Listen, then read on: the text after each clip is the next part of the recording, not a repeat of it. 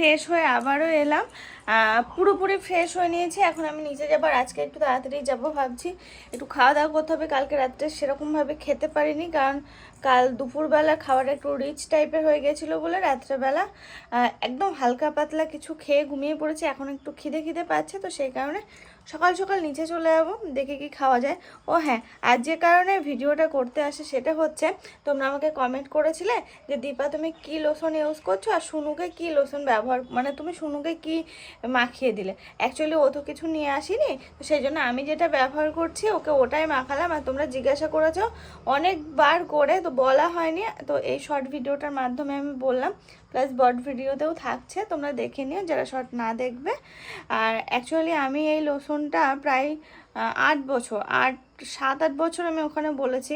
বৌদির বিয়ে হয়েছে 8 বছর, 8 বছর আগের থেকে আমি এটা ব্যবহার করছি। আমার এতটাই শ্যুট করেছে না, দাম কিন্তু খুব একটা বেশি নয়। তো তোমাদের দেখিয়ে দিই, এই দেখো এইটা।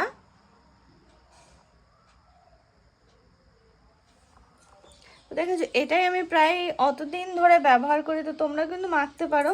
আমার খুব শ্যুট করেছে আর আমার ভালো লাগে, দামও খুব একটা বেশি না। আগে যখন কিনতাম তখন হচ্ছে 99 টাকা দাম ছিল, প্রায় 5-6 বছর ধরে, তারও বেশি ছাড়া কম না, আবারও বলছি। আর এখন এটার দাম, এই যে এটাতে রয়েছে 120 টাকা। কেনা আমার অনেক দিন, কারণ আমি একসাথে দুটো করে কিনে নিই, তো অনেক দিন করে চলে যায়। দুটো করে প্রায় আমার 1 বছর চলে যায়, এরকম আর কি বলতে পারো।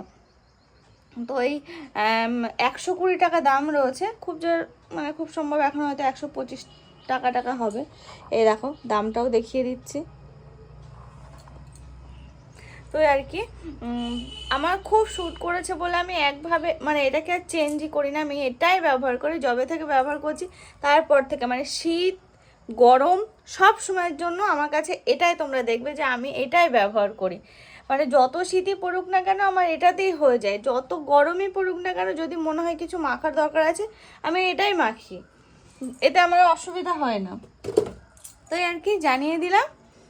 আরও এরকম কিছু জিজ্ঞাসা থাকলে বলো।